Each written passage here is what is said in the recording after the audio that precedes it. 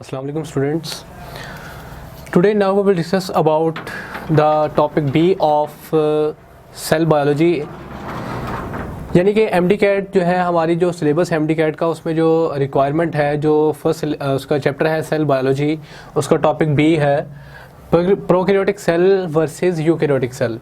यानी कि हमने कंट्रास्ट करना है प्रोकैरियोटिक सेल को यूकैरियोटिक सेल के साथ। जैसे ऑलरेडी हम जानते हैं कि हमारी जो अर्थ है यानी वर्ल्ड हमारा, इसमें बहुत से ऑर्गेनिजम्स जो है वो एग्जिस्ट करते हैं और एग्जिस्ट करते आ रहे हैं, करते रहेंगे। इसमें अगर हम देखें तो उसमें अब उनके सेल्स की बेस पे उनकी डिवीजन्स हो जाती हैं, ठीक है। कुछ ऐसे ऑर्गेनिजम्स हैं जो यूनिसेलुलर हैं, कुछ ऐसे हैं जो मल्टी सेलुलर हैं। अब कुछ ऐसे भी हैं जो जिनमें प्रोमिनेंट न्यूक्लियस मौजूद नहीं है और कुछ ऐसे हैं जिनमें प्रोमिनेंट न्यूक्लियस यानी ट्रू न्यूक्लियस मौजूद है, ठीक है। अब इस कैटेगरी के लिहाज से हम जो है वो प्रोकैरियोटिक सेल और यूकैरियोटिक सेल को डिस्टिंग्विश कर लेते हैं। सबसे पहले अगर हम बात करें तो हम बात कर लेते हैं इनके जो नेमिंग है उसके ऊपर, नेमिंग के ऊपर, ठीक है जी।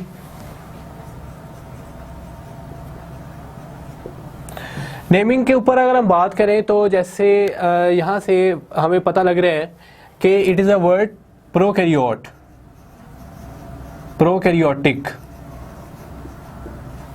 ठीक है जी। अब ये जो प्रोकैरियोटिक है ये सेल होता है, ठीक है। और प्रोकैरियोटिक सेल जिस ऑर्गेनिज्म में मौजूद होता है उस ऑर्गेनिज्म को बोला जाता है प्रोकैरियोट। यानी कि ऐसा ऑर्गेनिज्म जो अपने अंदर एग्जिबिट करता है प्रोकैरियोटिक सेल को वो होता है प्रोकैरियोट, ठीक है। यानी ये सारे प्रोकैरियोट्स। अब ये जो वर्ड है ये कहाँ से निकला है? Basically it is composed of two words. The first one is pro meaning before, meaning before, and the karyote, karyote का वर्ड निकला है कैरियोन से, इसका मतलब है न्यूक्लियस, यानी कि बिफोर न्यूक्लियस। यानी कि ऐसे ऑर्गेनिज्म है जिनमें प्रोमिनेंट न्यूक्लियस मौजूद नहीं है, जो एक ट्रू न्यूक्लियस बनने से पहले ही इवॉल्व हो गए थे। यानी कि इनमें prominent nucleus, prominent nucleus exist नहीं करता। नो प्रोमिनेंट न्यूक्लियस, इनमें कोई भी प्रोमिनेंट न्यूक्लियस नहीं होता, ठीक है। तो ये इनकी नेमिंग है। इस तरह अगर हम यूकैरियोटिक सेल की बात करें तो यूकैरियोटिक सेल जिन ऑर्गेनिज्म में होता है उनको बोलते हैं यूकैरियोट्स, यूकैरियोट्स, ठीक है। अब it is also composed of two words. The first one is eu meaning true, ठीक है। और जो कैरियोट है ये वर्ड निकला है कैरियोन से, जिसका मतलब है न्यूक्लियस, यानी कि ट्रू न्यूक्लियस। ऐसे ऑर्गेनिजम्स जिनमें एक प्रोमिनेंट न्यूक्लियस मौजूद हो, प्रोमिनेंट न्यूक्लियस यानी कि true nucleus, prominent nucleus present हो, वो होते हैं यूकैरियोट्स। और यूकैरियोट्स में जो सेल्स होते हैं वो होते हैं यूकैरियोटिक सेल्स, ठीक है। तो ये होता है इनका नेमिंग कि किस तरह से इनको हम डिस्टिंग्विश करते हैं। बेसिकली जो मेन जो पॉइंट होता है प्रोकैरियोटिक और यूकैरियोटिक सेल को डिस्टिंग्विश करने का वो होता है इनके न्यूक्लियस की बेस पे, कि जो यूकैरियोटिक सेल है इनमें प्रोमिनेंट न्यूक्लियस मौजूद होता है, जबकि जो प्रोकैरियोटिक सेल है इनमें प्रोमिनेंट न्यूक्लियस मौजूद नहीं होता। यूकैरियोटिक सेल में प्रोमिनेंट न्यूक्लियस प्रेजेंट है, जबकि जो प्रोकैरियोटिक सेल हैं इनमें प्रोमिनेंट न्यूक्लियस एब्सेंट है, ठीक है। देन हम फर्दर आगे अगर चलें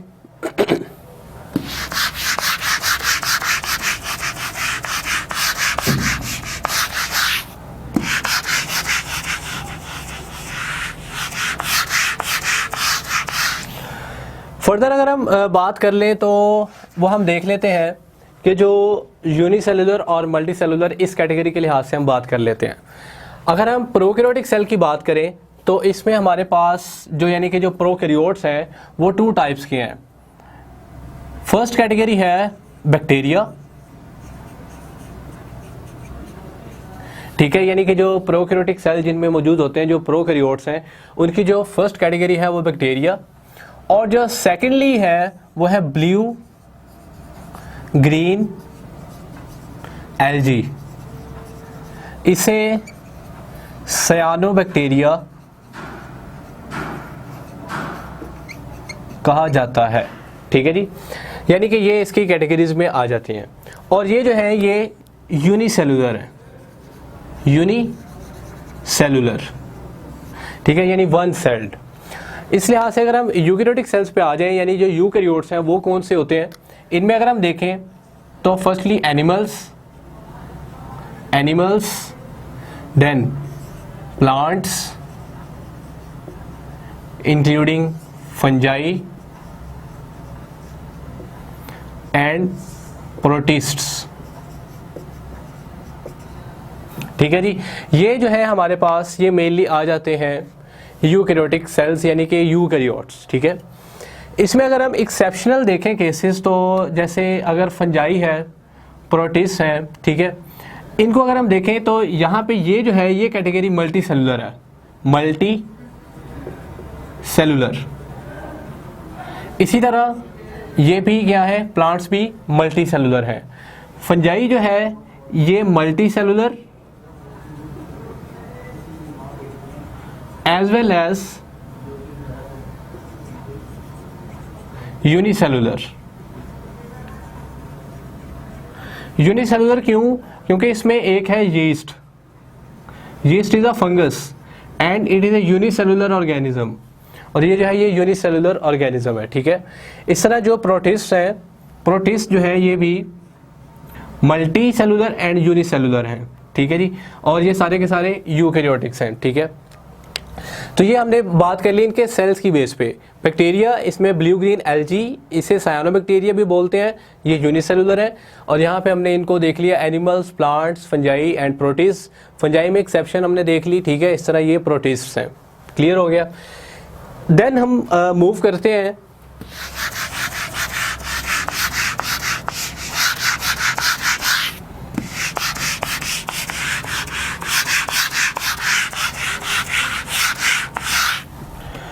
अब हम ये बात कर लेते हैं कि हम जो ऑर्गेनेलीज हैं, जाहिर सी बात है यूकैरियोटिक सेल है और प्रोकैरियोटिक सेल है। जैसे हम जानते हैं कि अगर हम किसी भी हाउस की बात करें तो उसमें जो, या कोई फैक्ट्री है, उसमें जो काम करने वाले वर्कर्स होते हैं, हर एक वर्कर जो है वो अपना अपना एक फंक्शन परफॉर्म कर रहा होता है और एक फैक्ट्री जो है वो रन हो रही होती है। इसी तरह ये जो सेल है इसमें भी डिफरेंट जो है वो वर्कर्स होते हैं जो इसका काम जो है वो करते हैं, अपना फंक्शन परफॉर्म करके इसकी जो पोजीशन, इसका जो सारा फंक्शन है, स्ट्रक्चर, उसको मेंटेन रखते हैं, और वो होते हैं ऑर्गेनेलिस। ठीक है, तो ऑर्गेनेलिस की बेस पे अगर हम बात कर लें,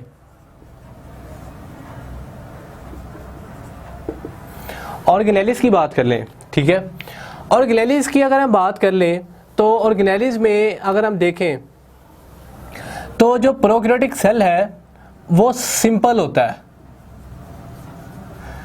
क्यों सिंपल होता है? क्योंकि इसमें कोई भी मेम्ब्रेन बाउंडेड ऑर्गेनेली प्रेजेंट नहीं होता। कोई भी मेम्ब्रेन बाउंडेड ऑर्गेनेली इसमें प्रेजेंट नहीं होता। ठीक है, इसमें जस्ट दूसरे स्ट्रक्चर्स एग्जिस्ट करते हैं, जैसे अगर हम बात कर लें सीलिया वगैरह, ठीक है, इसी तरह जो फ्लैजिला होते हैं, इस तरह के जो स्ट्रक्चर्स हैं वो इसमें एग्जिस्ट करते हैं। ठीक है, जबकि अगर हम यूकैरियोटिक सेल्स की बात करें तो यूकैरियोटिक सेल्स में जो मेम्ब्रेन बाउंडेड ऑर्गेनेलीज हैं, मेम्ब्रेन बाउंडेड ऑर्गेनेलीज ये प्रेजेंट होते हैं। यानी जितने भी मेम्ब्रेन बाउंडेड ऑर्गेनेलीज हैं वो यूकैरियोटिक सेल में प्रेजेंट होते हैं, जबकि प्रोकैरियोटिक सेल में एब्सेंट होते हैं। ठीक है, अब ये मेम्ब्रेन बाउंडेड ऑर्गेनेलीज कौन से हो सकते हैं? लाइक इसमें फर्स्टली अगर हम देखें तो न्यूक्लियस, ये भी मेम्ब्रेन बाउंडेड है। ठीक है, इसी तरह इसमें हमारे पास आ जाते हैं माइटोकॉन्ड्रिया,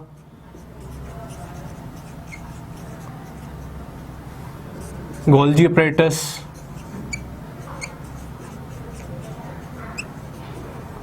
लाइसोसोम्स, ETC। यानी ये सारे जितने भी मेम्ब्रेन बाउंडेड ऑर्गेनेलीज हैं वो सारे के सारे प्रेजेंट होते हैं किन में, यूकैरियोटिक सेल में। अब यहाँ पे हमने ये एक्सेप्शन देखी है न्यूक्लियस की, ये जो न्यूक्लियस है। अब अगर हम न्यूक्लियस की बात कर लें तो जैसे प्रीवियसली हमने यहाँ पे डिस्कस किया कि जो प्रोकैरियोटिक सेल हैं इनमें प्रोमिनेंट न्यूक्लियस मौजूद नहीं होता, जबकि जो यूकैरियोटिक सेल हैं इनमें प्रोमिनेंट न्यूक्लियस मौजूद होता है। अब जो प्रोकैरियोटिक सेल हैं अगर हम इनकी बात करें तो इनमें जब न्यूक्लियस नहीं होता तो ये फिर सर्वाइव कैसे कर लेते हैं। इनमें इस तरह होता है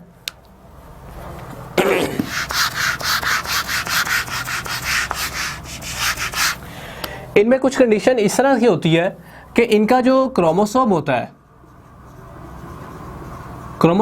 है उसका DNA होता है, ठीक है। तो ये जो है ये फ्रीली फ्लोट कर रहे होते हैं, सबमर्ज होते हैं जो सेल है उसके साइटोप्लाज्म में। और वो रीजन जो होता है, यानी जो रीजन होता है जिस रीजन पे ये सारा स्ट्रक्चर मौजूद होता है, उस रीजन को नाम दिया जाता है न्यूक्लियोइड का, यानी ये नाम दिया जाता है उस रीजन को।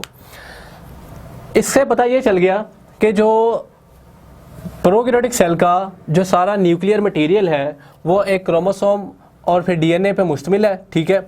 और एक ख़ास रीजन में मौजूद होता है साइटोप्लाज्म के अंदर, जिसे न्यूक्लियोइड बोलते हैं, और इसके बाहर कोई भी मेम्ब्रेन बाउंड नहीं होता। जबकि ये बात करें तो यहाँ से पता चल रहा है कि एक प्रोमिनेंट न्यूक्लियस है जिसके बाहर मेम्ब्रेन बाउंड होती है और अंदर सारा न्यूक्लियर मटेरियल जो है वो मौजूद होता है, ठीक है।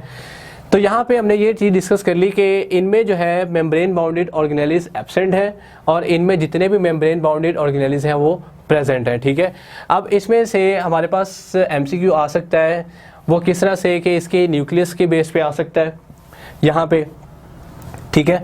यानी कि क्वेश्चन इस तरह से आ सकता है कि the region in which the prokaryotic cell exhibit their nuclear material is known as nucleus, nucleolus, nucleoid, none of this. तो वो न्यूक्लियोइड इसका बेस्ट ऑप्शन होगा, क्योंकि जो रीजन है वो न्यूक्लियोइड है जिसमें सारा ये DNA क्रोमोसोम फ्रीली फ्लोट हो रहे होते हैं, ठीक है। इसके बाद अगर हम यहाँ पे देख लें तो यहाँ पे इसमें से ये इनके जो मेम्ब्रेन बाउंडेड ऑर्गेनेलीज हैं इसमें से ऑप्शन आ सकता है कोई भी, ठीक है। तो ये इसका था कि हमने देख लिया कि जो मेम्ब्रेन बाउंडेड ऑर्गेनेलीज हैं वो किस में प्रेजेंट होते हैं और किस में नहीं होते। देन हम मूव करते हैं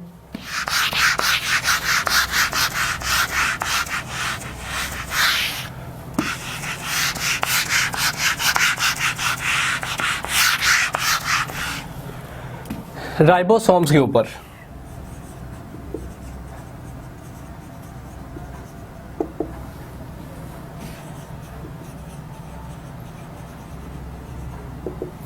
जैसे कि हम जानते हैं कि जो राइबोसोम है ये भी जो सेल है उसके ऑर्गेनेली होता है, ठीक है। अब ये एक ऐसा ख़ास किस्म का ऑर्गेनेली है जो कि प्रोकैरियोटिक सेल और यूकैरियोटिक सेल दोनों में मौजूद होता है, ठीक है। और इस पे भी MCQ आ सकता है कि हमसे ये पूछा जा सकता है कि which one of the given organelle is present in both prokaryotic and eukaryotic cell.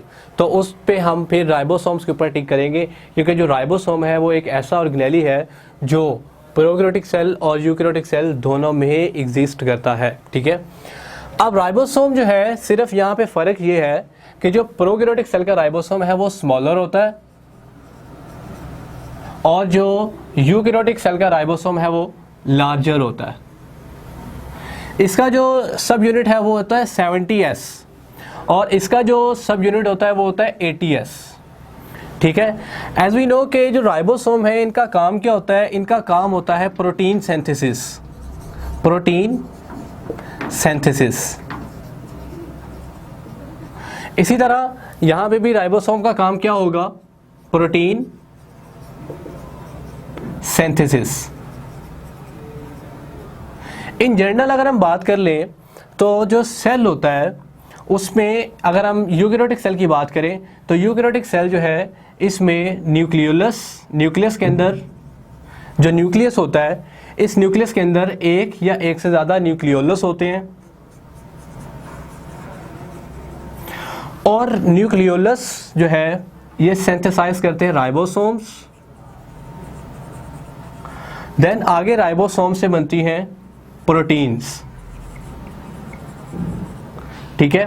जबकि इनमें कुछ इस तरह होता है कि जो राइबोसोम्स हैं वो फ्रीली फ्लोट होते हैं, ठीक है, यानी कि वो कोई किसी खास स्ट्रक्चर में मौजूद नहीं होते क्योंकि इनमें न्यूक्लियस प्रेजेंट नहीं होता। जबकि काम इनमें राइबोसोम का सेम होता है एज इट इज़ जैसे यूकैरियोटिक सेल में होता है प्रोटीन सिंथेसिस का, ठीक है। तो यहाँ पे अगर हमसे ये क्वेश्चन पूछा जाए कि the factory for protein synthesis is, वो होगा राइबोसोम। इसी तरह the factory for ribosome synthesis is, वो होगा न्यूक्लियोलस, ठीक है। तो ये हमारे से राइबोसोम के बारे में ये क्वेश्चन पूछा जा सकता है। तो ये राइबोसोम का जो प्रोकैरियोटिक सेल का साइज़ है वो 70s और जो राइबोसोम है यूकैरियोटिक सेल का वो 80s। ये स्मॉलर है और ये लार्जर है, ये भी MCQ में पूछा जा सकता है। नेक्स्ट हम मूव करते हैं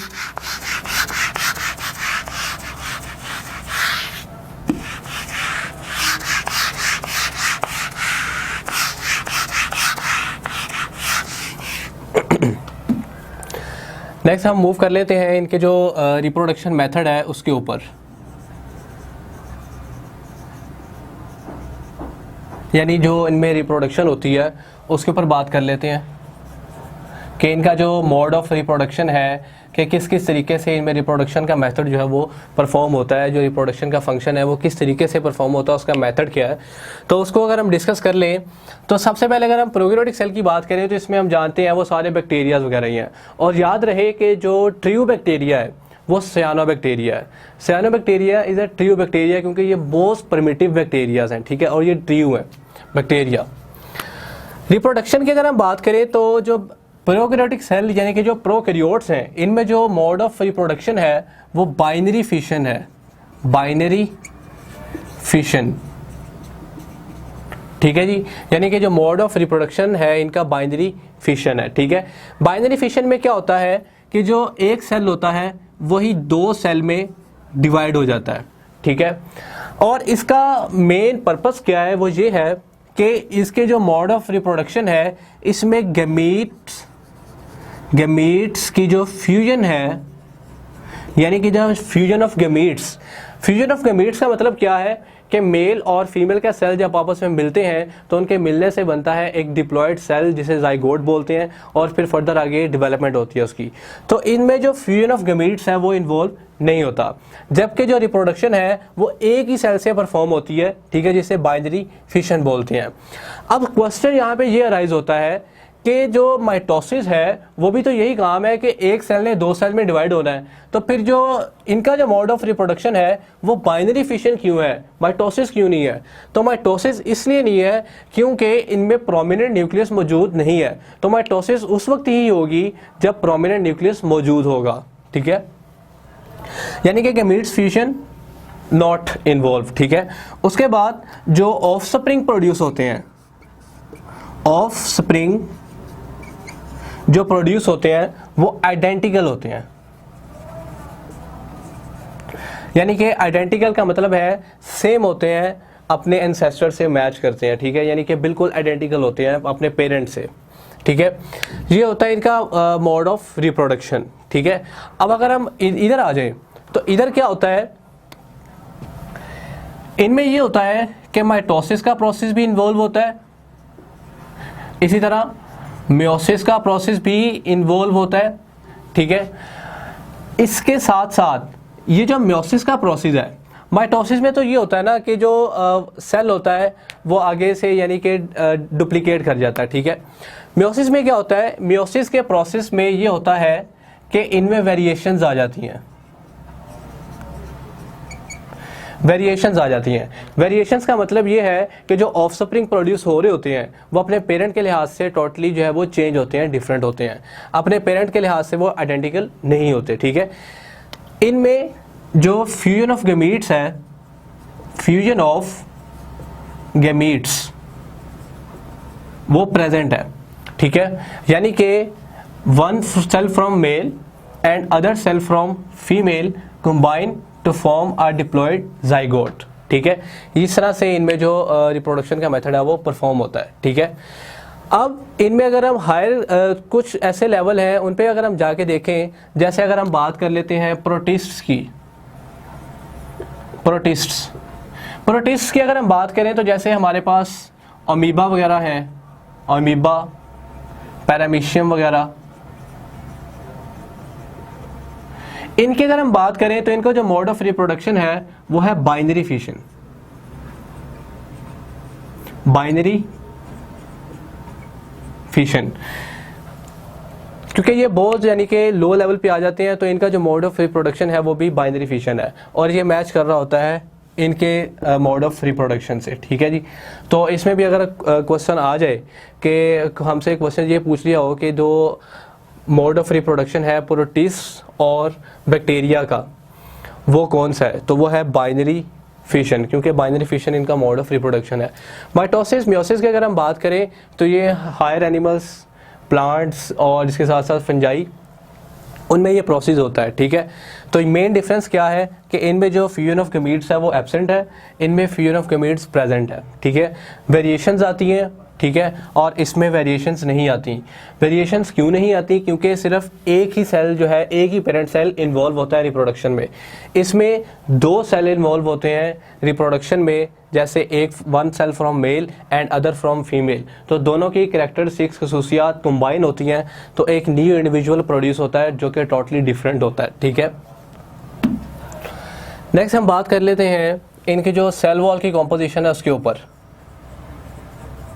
सेल वॉल के ऊपर, ठीक है जी। सेल वॉल की जो कॉम्पोजिशन है कि सेल वॉल इनकी किस किस तरह बनी होती है उसकी बात कर लेते हैं। सबसे पहले अगर हम सेल वॉल देखें प्रोकैरियोटिक सेल की, तो इसमें अगर हम देखें तो जो प्रोकैरियोटिक सेल की सेल वॉल है, यानी इंक्लूडिंग मोस्टली बैक्टीरिया, इनकी जो सेल वॉल है उसकी जो कॉम्पोजिशन है वो है peptidoglycan. Peptidoglycan, alternate name use किया जाता है म्यूरिन। ठीक है जी। पेप्टिडोग्लाइकेन, म्यूरिन, ये जो है इसके सेल वॉल की मोस्टली कॉम्पोजिशन है। ठीक है। इसी तरह जो पेप्टिडोग्लाइकेन है या म्यूरिन है, अब ये होते क्या basically, it is a combination of polysaccharides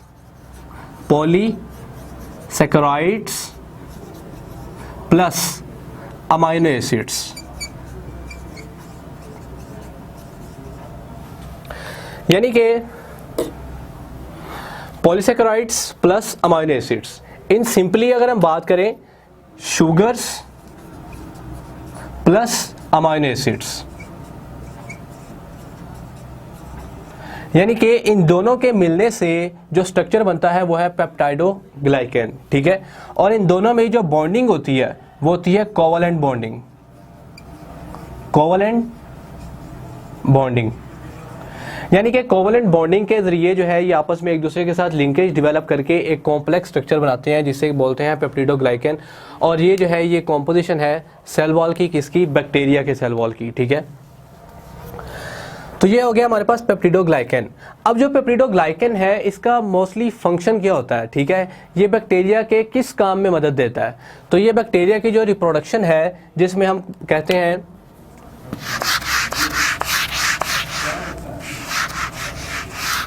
यानी बैक्टीरिया में जो रिप्रोडक्शन है बाइनरी फिशन, उसमें ये हेल्प परफॉर्म करता है बैक्टीरिया की।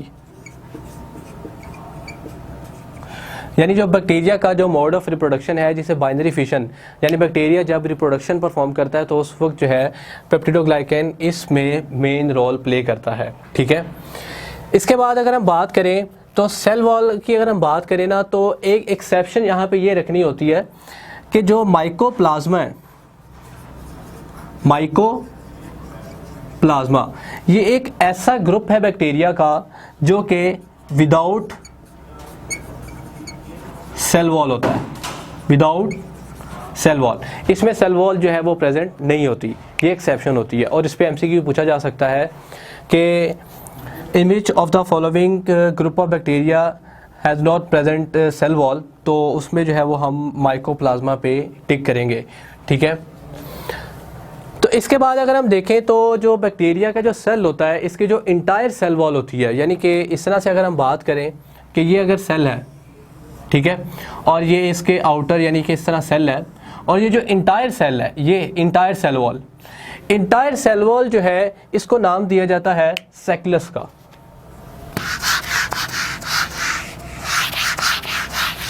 ये जो इंटायर सेल वॉल होती है, एक तो होती है आउटर सेल वॉल यानी आउटर सेल वॉल, एक होती है entire cell wall entire surface की, उसे नाम दिया जाता है सैक्लस का।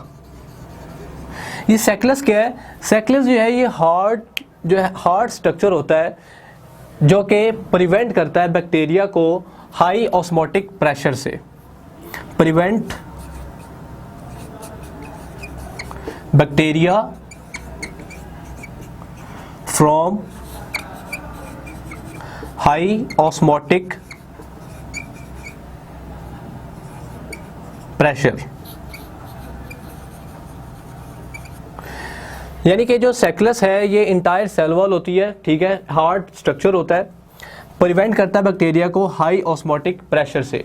हाई ऑस्मोटिक प्रेशर क्या कि ये जो जो बैक्टीरिया का सेल है इसमें जो ये साइटोप्लाज्म है, सम टाइम इसमें ये होता है कि इसमें जो वाटर का जो ऑस्मोटिक प्रेशर होता है वो बढ़ जाता है as compare to the environment. तो फिर ये जो प्रेशर होता है ये एक्सर्ट होता है इसके सेल वॉल के ऊपर, तो इसके बस्ट होने के चांसेस होते हैं। इस वजह से ये जो हार्ड स्ट्रक्चर होता है ये प्रेजेंट होता है, जिसे सैक्लस बोलते हैं, जो कि प्रिवेंट करता है बैक्टीरिया को हाई ऑस्मोटिक प्रेशर से। ठीक है जी। इसके बाद हम आ जाते हैं सेल वॉल के ऊपर जो कि यूकैरियोटिक सेल की है। इसकी अगर हम बात करें तो इसमें हमारे पास फर्स्टली हम देख लेते हैं एनिमल्स को। जैसा कि हम जानते हैं कि जो एनिमल्स हैं इनमें सेल वॉल प्रेजेंट नहीं होती। इसकी वजह क्या है कि इनमें सेल वॉल क्यों प्रेजेंट नहीं होती? क्योंकि इन्होंने ग्रो करना होता है। ठीक है।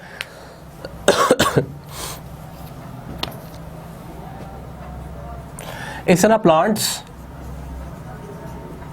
प्लांट्स की अगर हम बात करें तो प्लांट्स जो है इनमें सेल वॉल प्रेजेंट होती है और इसकी जो कॉम्पोजिशन होती है वो है सेलुलोज की।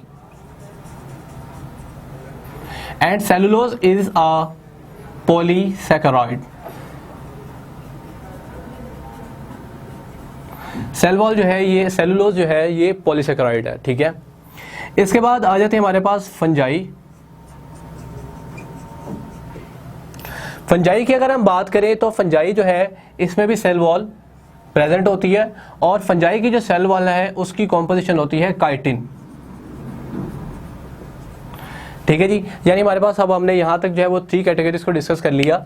एनिमल्स जिनमें सेल वॉल नहीं है, तो जाहिर सी बात है जब सेल वॉल नहीं है तो उसकी कोई कॉम्पोजिशन भी नहीं होगी। प्लांट्स की जो सेल वॉल है उसमें प्लांट्स में सेल वॉल प्रेजेंट है और इनकी जो सेल वॉल की कॉम्पोजिशन है वो है cellulose, and cellulose is a polysaccharide. इस पे MCQ पूछा जा सकता है। इसके बाद फंजाई है। फंजाई जो है इसमें भी सेल वॉल प्रेजेंट है और उसकी जो कॉम्पोजिशन है वो है काइटिन। ठीक है। देन हमारे पास आ जाते हैं प्रोटिस्ट्स। प्रोटिस्ट की अगर हम बात करें तो जो प्रोटिस्ट्स हैं इनमें भी सेल वॉल प्रेजेंट होती है। ठीक है। और इसमें भी ये सिमिलैरिटी रखते हैं प्लांट्स के लिहाज से। जिस तरह प्लांट्स की जो सेल वॉल है वो भी मोस्टली कंपोज्ड होती है सेलुलोज के ऊपर, तो इस तरह जो प्रोटिस्ट हैं इनमें भी मोस्टली जो सेल वॉल है वो कंपोज्ड होती है सेलुलोज के ऊपर। ठीक है जी। तो ये हमसे क्वेश्चन पूछा जा सकता है प्लांट्स और प्रोटिस्ट के लिहाज से। ठीक है जी। क्या हमसे ये क्वेश्चन पूछा जा सकता है कि in which of the organisms have same composition of cell wall? तो animals, fungi, plants and protist both B and C। ठीक है जी। या बोथ B एंड D। तो प्लांट्स और प्रोटिस्ट इनकी जो सेल वॉल की कॉम्पोजिशन है वो मोस्टली सेम होती है जैसे सेलुलोज। ठीक है जी। तो ये हमने इसकी सेल वॉल की जो कॉम्पोजिशन है उसको डिस्कस कर लिया। ठीक है। यानी कि हमने ये एक कंप्लीट जो है वो प्रोकैरियोटिक सेल को यानी कि यूकैरियोटिक सेल के लिहाज से कंपेयर किया। ठीक है। तो इसमें हमारे पास जितने भी डिफरेंस है हमने इनके जो नेमिंग है उसको भी देख लिया, इसका जो साइटोप्लाज्मिक सारा पोर्शन है उसको भी देख लिया कि कौन कौन से स्ट्रक्चर मौजूद होते हैं नहीं होते। ठीक है। ये सारा हमने इसमें डिस्कस कर लिया। ठीक है। और सेल वॉल को भी देख लिया और जो राइबोसोम्स की बेसिस है उसको भी हमने इसमें स्टडी कर लिया और मोस्टली हमने अब जो है वो इसकी कॉम्पोजिशन को स्टडी किया। ठीक है। कि किस किस जो ऑर्गेनिज्म है उसमें अगर सेल वॉल होती है तो उसकी कॉम्पोजिशन क्या है, तो वो हमने यहाँ पर उसको देख लिया।